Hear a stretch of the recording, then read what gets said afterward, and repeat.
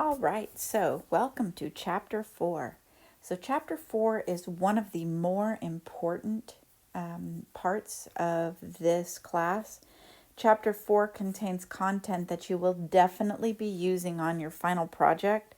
So it will be good to refer back to it when you get to your project. And if you have questions, send me those emails and messages, and I'll get back to you as quickly as I can. So we're going to be looking at scatter diagrams, and we're going to be interpreting those and creating our own. We're going to describe correlation coefficients. We're going to describe the properties of those and what they mean. We're going to look at whether a linear relation exists between two variables.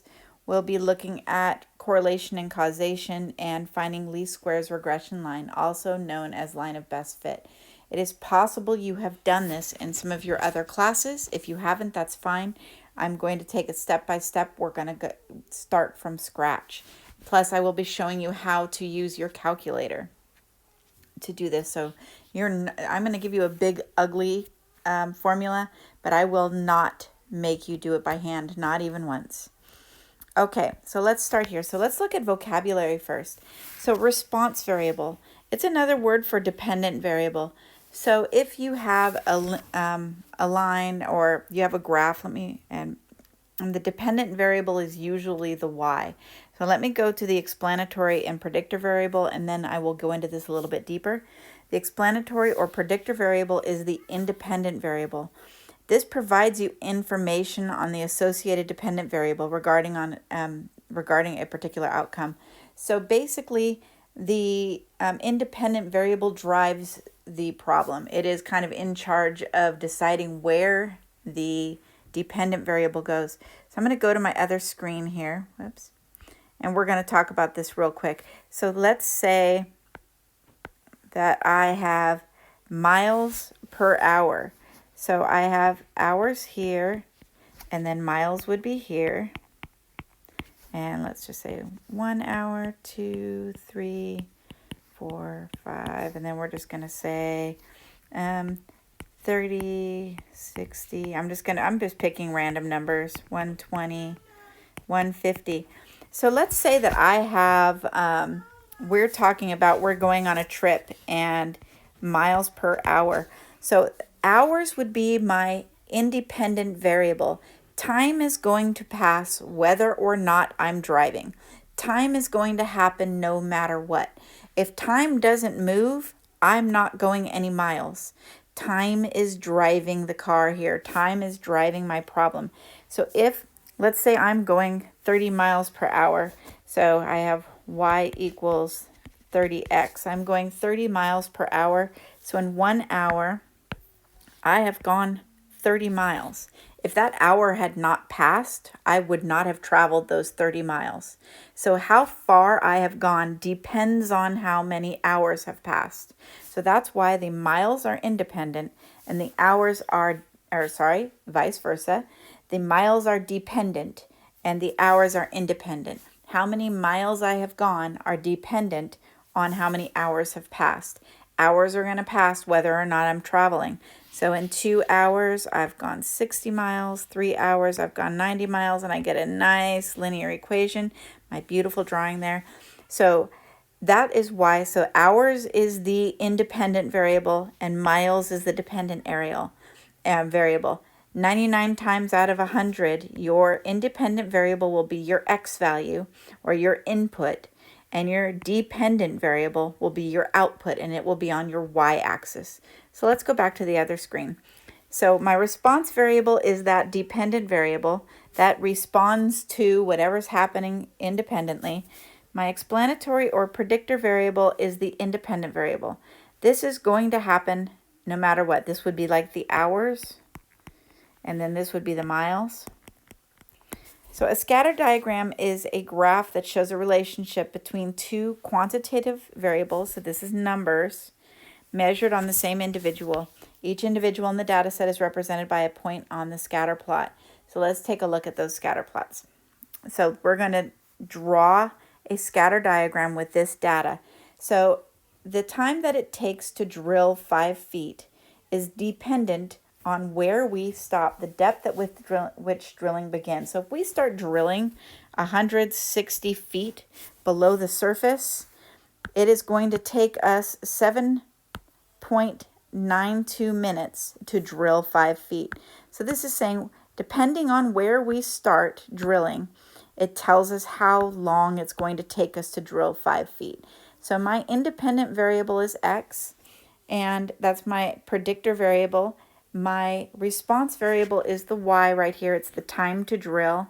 So how long it takes to drill is dependent on the depth that we start drilling. So let's do a scatter diagram. Here's the scatter diagram that I created. My depth, this is my x value or my input, my independent variable is right here on the x-axis. And then my y, this is my dependent variable, is on my x or my y-axis. Sorry, independent variables on x, dependence on y. Time is on my y, depth is my x. So all I did was plot all of these points. We'll talk about what this means later. We're going to interpret it later. But right now, all we have is this nice, beautiful, that I just marked up and made not beautiful. This nice, beautiful scatter plot. It's just sitting there looking pretty. We're not really talking about what it means yet. We're going to get there. All we did was create that. So what I would like you to do, hopefully you have this printed out, or maybe you can just sketch one really quickly.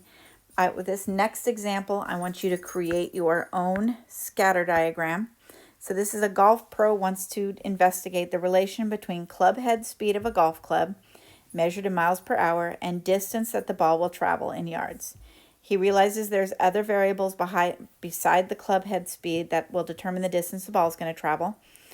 So basically, we're using the same club head speed, the same brand of club. We took a day, 70-degree day with no wind. It's the same golfer. We're trying to make sure that this is as controlled as possible. We're using a single model of club and ball. So it's the same golfer, the same model of club and ball, and a 70-degree day with no wind. So he's going to record the club head speed. How fast is that club head moving? And how far did the ball travel? And then collected that. So here's my data right here. The club head speed in miles per hour, that's my independent variable, because the club head is going to move even if there's not a ball attached to it. The ball cannot move without the club head hitting it. So the club head speed is my x value. The distance in yards, that is my y value. So let's go ahead and pause this, plot those points, create your scatter diagram, and then come back and we'll do it together. Okay, so hopefully you plotted that. Let's do the best we can here. So my club head is 100. So 257 is about there. 102, 264, 103, 274, 101, 266, 105, 277, 100, 263, 99, 258, and then 105, 275, 105. All right, so there's my scatter plot. This is not, it's not a function. This isn't a linear relation or linear equations. This isn't something that, I mean, we will get to writing an equation for this data, but right now all it is just plots pointed on a graph. It is just showing for each of these data sets, each of these ordered pairs, we're just plotting the points. Even though it does look kind of like it makes a nice pretty line, and we're going to talk about what that means in a second. Okay, so these are different types of relations in a scatter diagram. We are focusing on linear relations. There are plenty of other types of relations. They're exponential, they're quadratic, they're logarithmic. There are many, many other types of relations, but we are focusing on linear relations. So this one right here, this is definitely linear because you can see that it follows that pattern. This is also very much a linear relation because you can almost get a nice pretty line there. This is not linear. This one looks like it's quadratic. This one right here would be cubic. And this one here looks like there's no relation at all, but these are not linear. So there is a relation, but it's not linear. This one is just crazy and there's no relation at all. So you're going to have to be able to kind of look at how the dots on the scatter diagram are clustered to kind of determine what kind of a relation that we have. This is what we are focusing on, this linear relation. That's what we're going to try to be focusing on right now.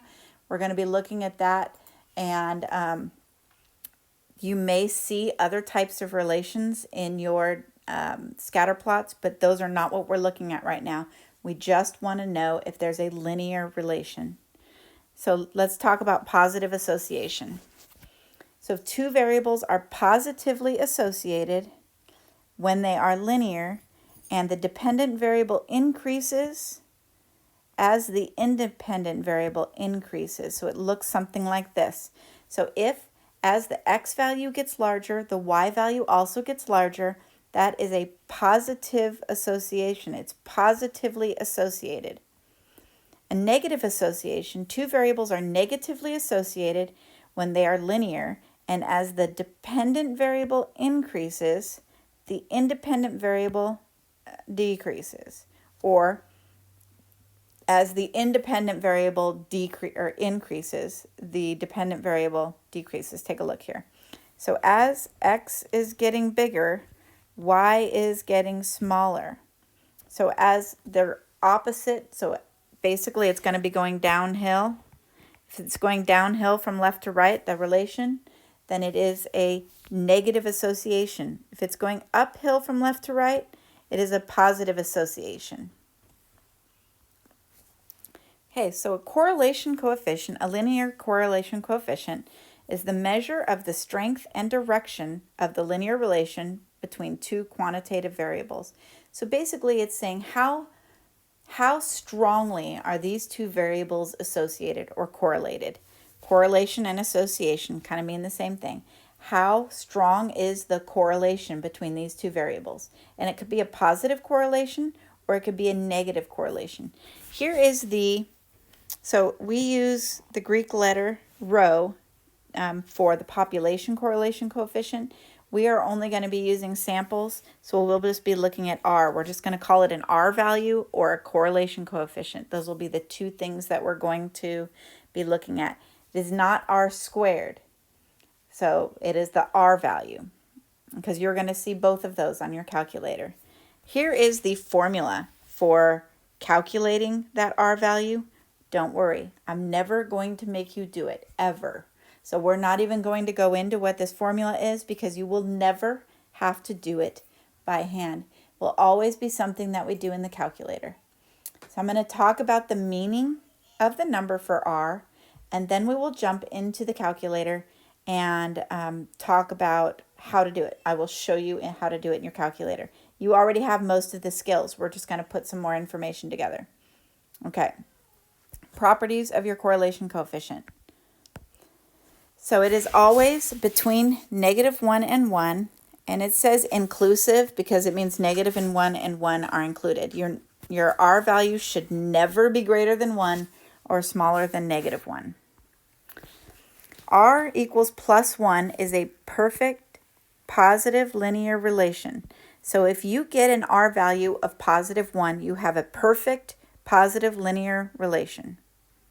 If you get a score of -1, it is a perfect negative linear relation. It's perfectly so.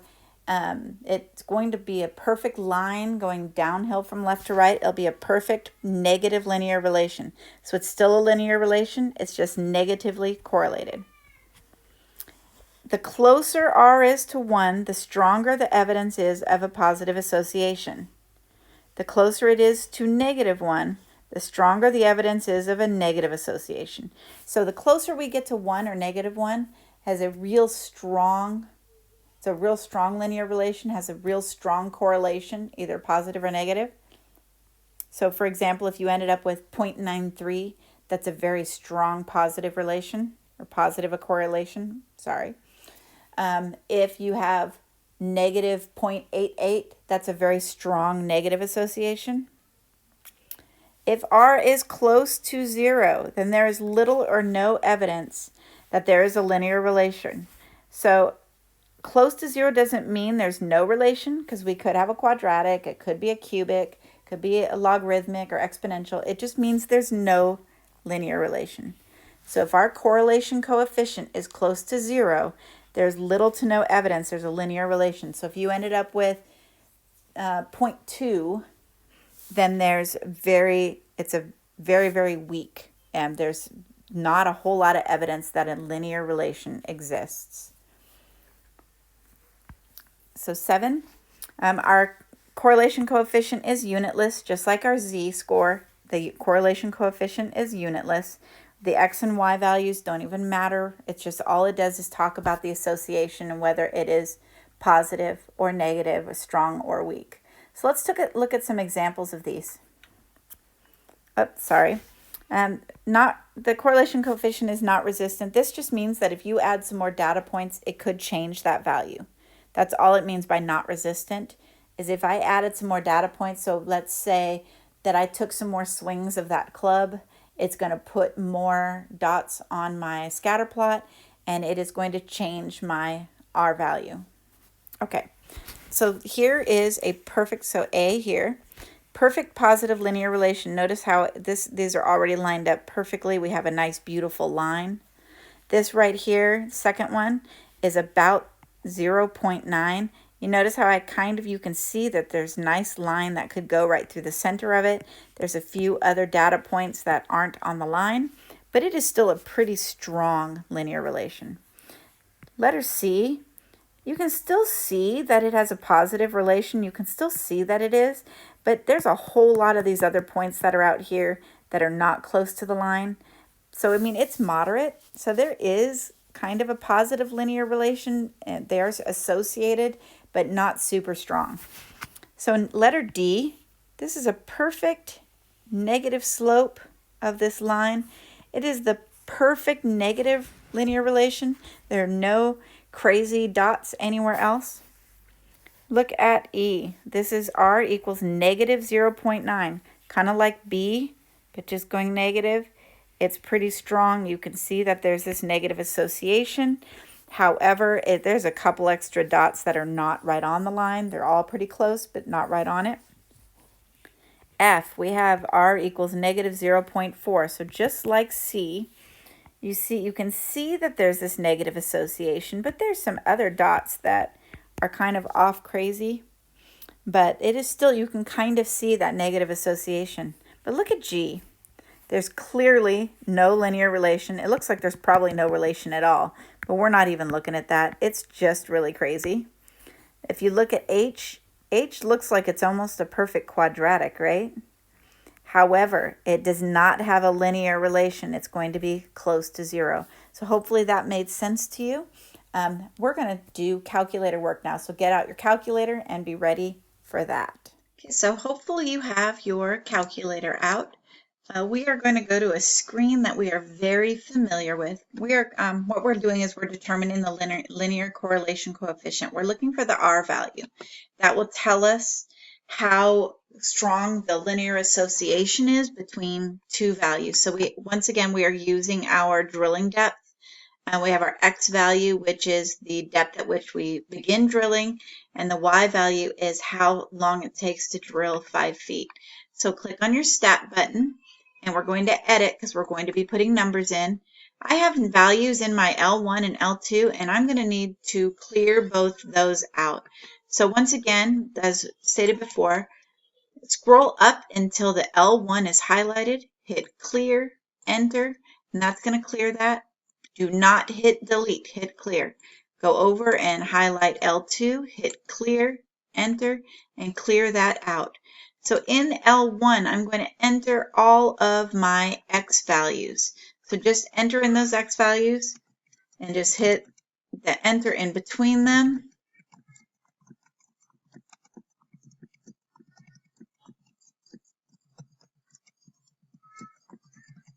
Whoops, back 190. Uh-oh.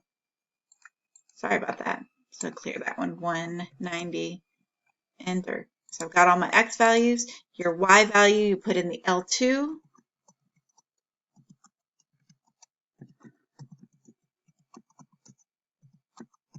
Make sure you're putting them in correctly. Make sure that they are lining up so that the X and Y are next to each other. That's really important.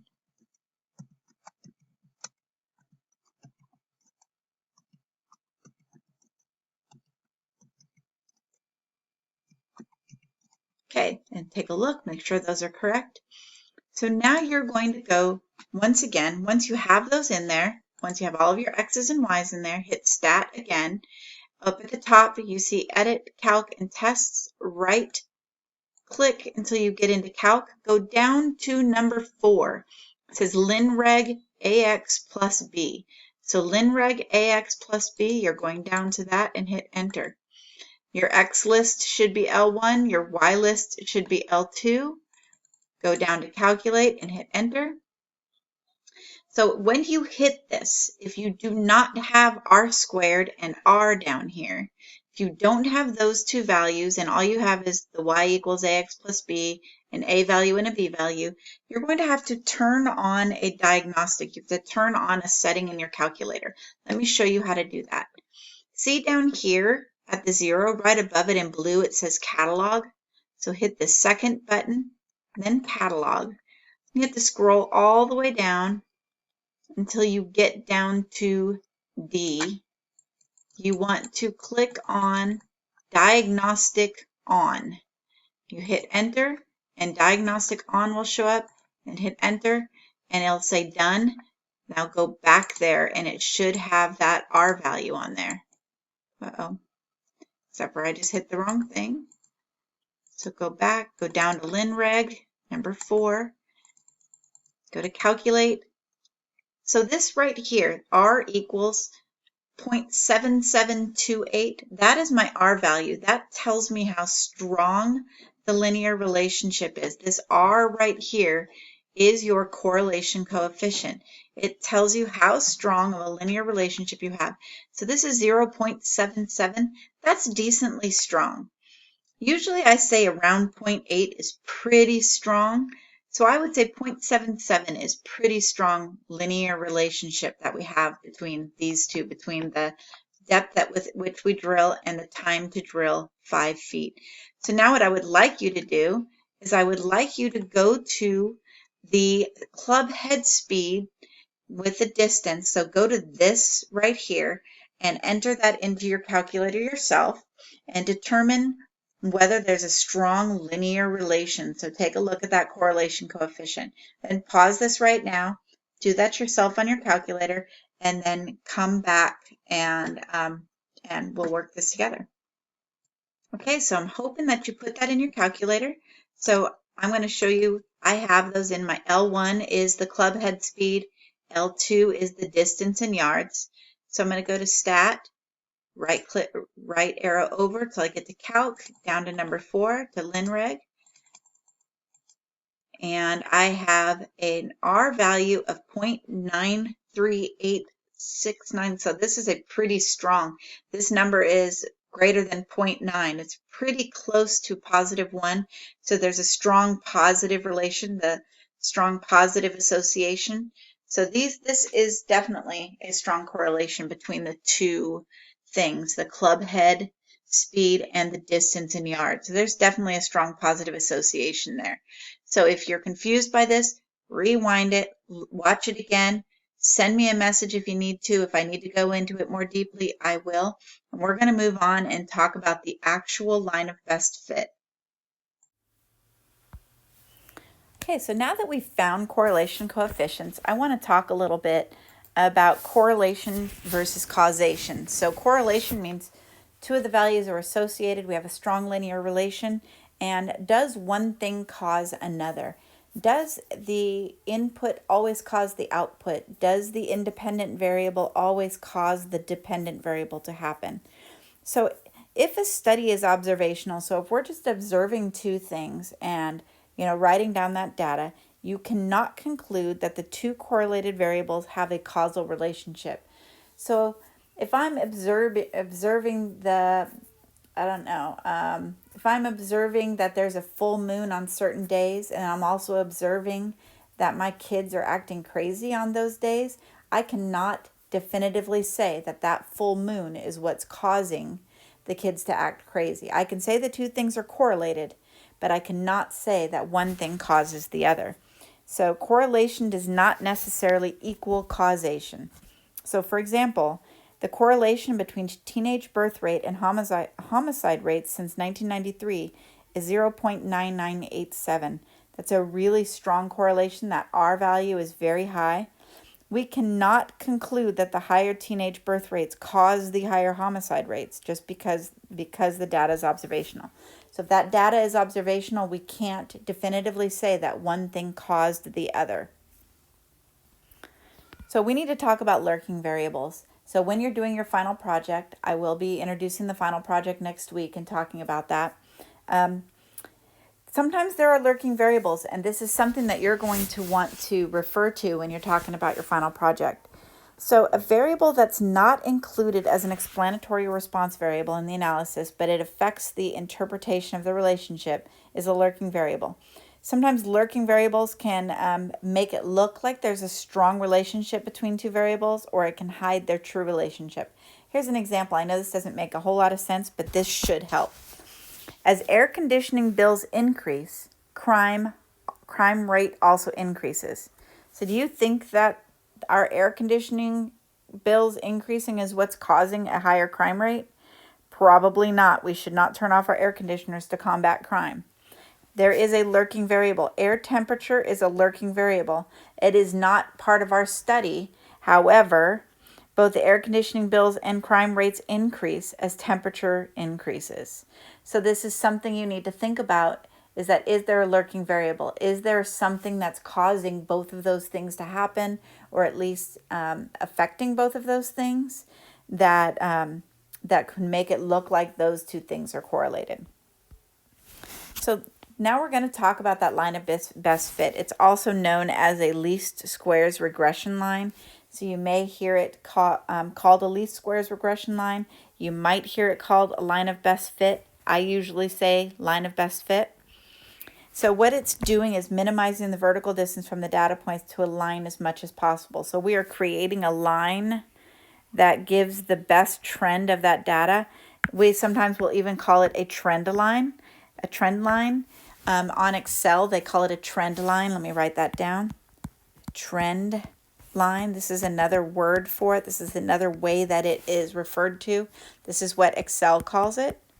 I don't know about the Google, whatever theirs is called, whatever their version of it. For some reason, I can't. Google Sheets. I don't know what Google Sheets calls it. Open Office, their spreadsheets, I don't know what they call it, or numbers from Apple. So I'm just not sure, but Excel calls it a trend line. So this right here, this line on this best fits my data. So about half the data is above and about half the data is below. I am not going to make you calculate this by hand. There is a way, but I'm not going to make you do that. I'm going to show you on the calculator. So let's take a look at the drilling depth data. So I have the screen for that right here. This is the screen that came up. You might recognize that my R value right here that we were looking at before. This is the screen that came up on the calculator.